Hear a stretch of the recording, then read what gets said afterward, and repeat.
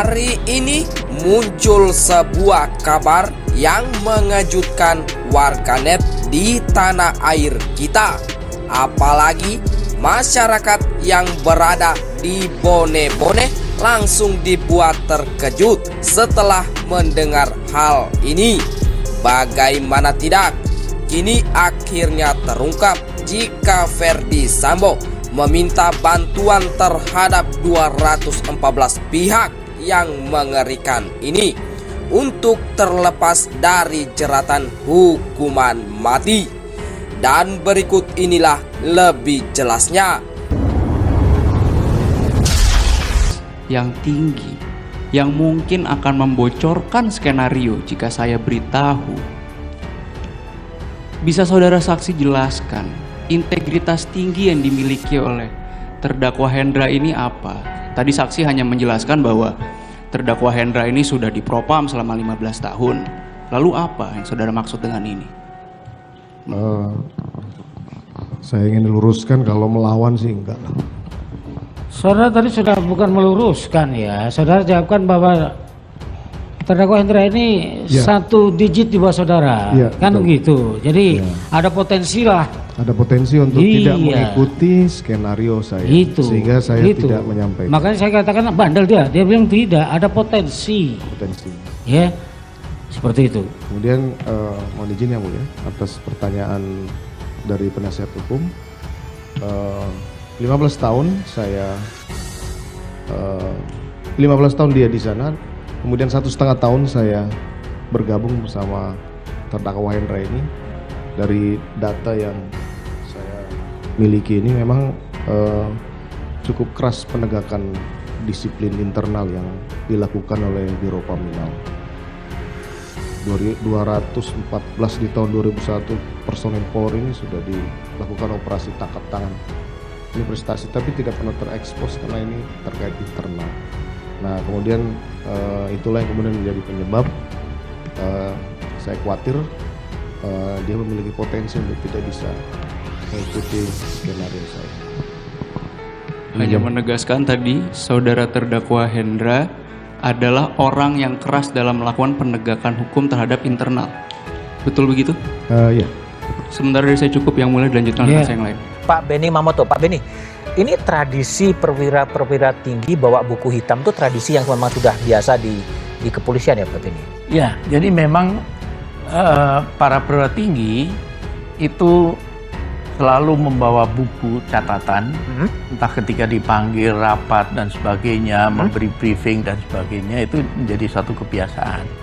Kenapa FS ini pegang sendiri? Kan nggak ada ajudan. Oh.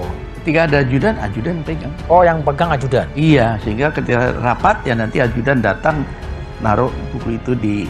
Jadi ini kalau bicara kebiasaan. Kalau bicara isi terawangan tadi, apakah ditaruh di situ atau di tempat lain? Tapi kalau Kompolnas menganggap ini biasa-biasa aja gitu sebenarnya.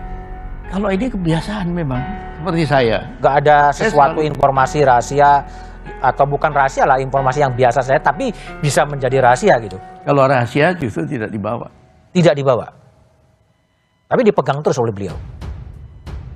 Kalau rahasia sembunyikan. Kalau itu kemudian dibuka, digeledah, ketahuan. Kalau Kompolnas menganggap itu sesuatu yang tidak ada kecurigaan sedikit pun ya? Saya melihat dari sisi kebiasaan dulu Pak ya.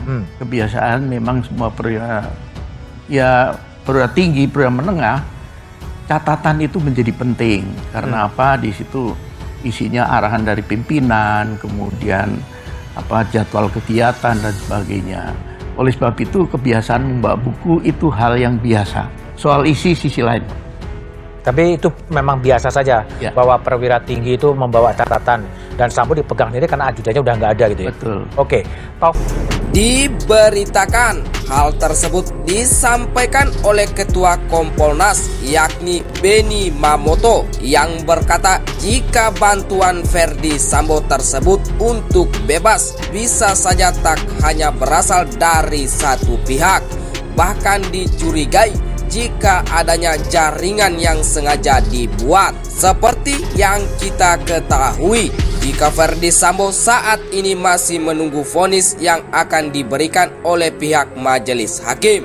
Usai jaksa menuntut Ferdi Sambo dengan hukuman penjara seumur hidup. Adapun keputusan akhir terkait hukuman para 5 terdakwa Ferdi Sambo, Putri Chandrawati, Baradae, Bribka Riki Rizal, dan Kuat Maruf akan ditentukan oleh pihak majelis hakim di persidangan Pengadilan Negeri Jakarta Selatan.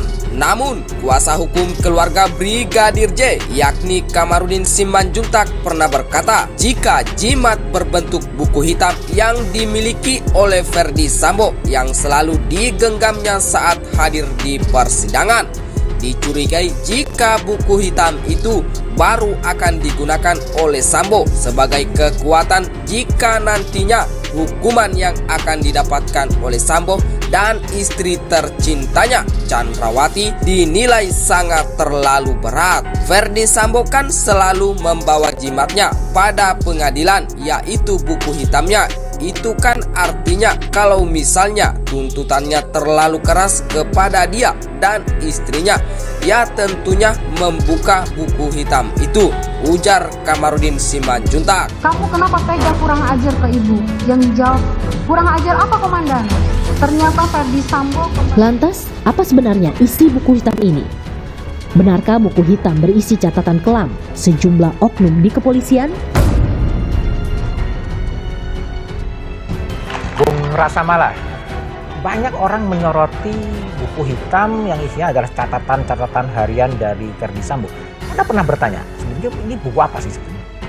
Saya pernah waktu itu beberapa kali ketemu beliau, Mas Budiman, waktu mengunjungi. Memang buku itu selalu dibawa waktu itu. Kebetulan waktu ketemu diletakkan di atas meja. Saya tanya, apa sih Pak isinya gitu. Beliau cuma tersenyum saja. Tersenyum? Tersenyum saja. Tersenyum itu artinya apa ya? Saya juga nggak paham, saya nggak lanjutin lagi pertanyaan saya. Kenapa nggak dilanjutin, nggak ingin tahu ya? Ya, saya kan baru tidak terlalu banyak berinteraksi sebelumnya, jadi saya menjaga juga kalau memang ada privacy yang tidak mungkin diungkapkan, saya tidak mungkin juga, selalu ada batas juga di antara klien itu kan. Tetapi prinsipnya memang seperti yang disampaikan Pak Arman, kebetulan Pak Arman memang lebih dekat dengan beliau. Pak Sambo ini kan memang pengalamannya cukup panjang, Mas Budiman. Sebelumnya sebagai Kasubdit 3, kemudian pernah di Tipidum, kemudian terakhir ke di Propam.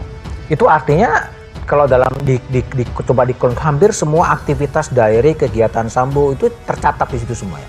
Yang diinformasikan ke saya melalui Pak Arman tentunya bahwa memang beliau rajin mencatat kegiatan-kegiatan beliau terkait dengan aktivitasnya. Sampai sebatas itu saja saya mendapat informasi terkait buku itu. Ketika bertemu dengan Bang Mala, informasi-informasinya juga dicatat juga gitu? Saya tidak tahu. Waktu ketemu saya sih dia tidak mencatat, ngobrol saja. Tapi dibawa kan bukunya? Dibawa, ditaruh. Dan selalu dibawa? Selalu. Ya beberapa kali ketemu dibawa, dan waktu pemeriksaan di kepolisian ya, juga waktu transfer ke kejaksaan juga dibawa juga buku itu. Memang saya lihat itu. Dan Anda kan pernah juga bekerja di KPK dulu ya, pernah mengurusin banyak bukti-bukti. Ada juga potensi bahwa itu merupakan data-data atau catatan-catatan yang satu saat mungkin bisa diungkapkan di pengadilan. Tentu secara spesifik saya kan tidak, karena saya belum pernah lihat isinya langsung, Mas Budiman, artinya kan saya tidak bisa membuat satu asumsi ya. Tapi pada prinsipnya sih kalau memang ada informasi penting di dalamnya dan itu bisa berguna untuk memperbaiki situasi dan keadaan sebagai konsekuensi apa yang telah dilakukan oleh Pak Sambo, saya pikir bisa saja itu disampaikan oleh. Ada informasi penting untuk perbaikan kepolisian? Ya saya pikir beliau kan terlepas dari persoalan persoalan pidana yang beliau sedang hadapi, beliau punya kecintaan terhadap institusinya di kepolisian. Saya pikir itu beberapa kali disampaikan beliau. Oke, baik. Anda kan sering menelisik aktivitas-aktivitas polisi. Informasi apa yang Anda dapat dengan buku hitam yang selalu dibawa oleh Ferdi Sambo? Ini saya cuma mau menerawang aja ya, Mas. Menerawang. Di buku itu saya menduga ada tulisan gratifikasi. Hah? Iya, ada. Ya. Gratifikasi apa? Penerimaan uang koordinasi, ya. Ini nerawang atau ada analisa? Nerawang ini. Tapi ini tulisannya tulisan saya duga kuat tulisan beliau nih ya. Hah? Jadi ada dugaan saya dalam buku catatan tersebut tuh ada penerimaan uang koordinasi terkait pengusaha tambang. Gimana Anda terawangan bisa sampai ke situ? Ya kan namanya nerawang Mas Budiman ya. Dasarnya apa? Ya, Kamu mengaburkan fakta yang kamu ketahui atau jadi penerawangan itu beliau juga ada menyebut gratifikasi terkait penerimaan uang koordinasi. Setidak-tidaknya ada 2 wilayah ya di Kaltim ya yang menyangkut seorang IB ya, Bribtu IB. Kemudian di Kaltara ya menyangkut Bribtu HSB. Ya, itu kalau diteliti lagi catatannya ada juga terkaitkan juga polisi jenderal bintang 2, bintang 1 ya. Selain itu apalagi kira-kira terawanganmu? Terawangan sama karangan agak beda kan sebenarnya? Loh, ini kalau terawangan itu kan satu keahlian Mas. Oh, keahlian? Keahlian kalau terawangan. Saintifik itu? Iya, bukan saintifik enggak saya mau sebut lah ya. Tapi keahlian nih ya. Setidak-tidaknya 2 hal itu ya. Kalau terawangan ini saya mau ditanya lagi, nanti bisa juga kita setengah kamar ya. Setengah kamar? Iya. Berarti ada sesuatu yang lebih konkret gitu? Oh iya dong. Enggak, biasanya IPW kan dapat umpan lambung juga dari dalam. Ya saya nggak mau mengatakan gitu dong. Berarti saya membuka sumber ya. Harusnya Mas Rasa Mala sebagai advokatnya tuh yang membuka ya. Walaupun dia tidak boleh membuka dalam hubungan kerahasiaan, beliaunya harus tahu ya. Karena saya kan pembentuk kode etik ya. Harus tahu, klien harus jujur pada dia. Jadi setidaknya 2 itu ya. Diberitakan ketika Ferdi Sambo menjadi saksi untuk tersangka Hendra Kurniawan dalam sidang obstruction of justice pada tanggal 5 Januari 2023 kemarin. Ferdi Sambo secara belak-belakan mengungkap isi buku hitam miliknya tersebut. Ferdi Sambo yang membuka buku hitamnya pun menjelaskan tepat di hadapan Yang Mulia Hakim untuk menjelaskan tentang jumlah kasus penting yang ia tangani ketika menjadi anggota Polri. 214 di tahun 2001. Personil Polri ini sudah dilakukan operasi tangkap tangan, tapi tidak pernah terekspos karena ini terkait internal, kata Ferdi Sambo dalam persidangan. Namun di sisi lain, Ketua Kompolnas yakni Benny Mamoto pun sempat mewaspadai terkait adanya gerakan yang menginginkan dan meloloskan Ferdi Sambo dari jeratan hukuman mati. Pihak-pihak yang hutang budi dengan dia yang pernah ditolong, pernah kasusnya mungkin dilindungi dan sebagainya. Ini semua tentunya ingin membalas kebaikan itu, ungkap Benny Mamoto. Nah, oleh sebab itu tentu kemungkinan tidak hanya satu, mungkin ada jaringan khusus yang mungkin dibangun untuk itu. Bagaimana meringankan atau membebaskan yang bersangkutan. Tambahnya, diduga jika Ferdi Sambo menagih bantuan dari hutang budi pihak yang pernah dirinya tolong saat itu, yakni dari 214 perkara yang dirinya sebut ketika di persidangan. Bagaimana menurut kalian? Silahkan cantumkan di kolom komentar.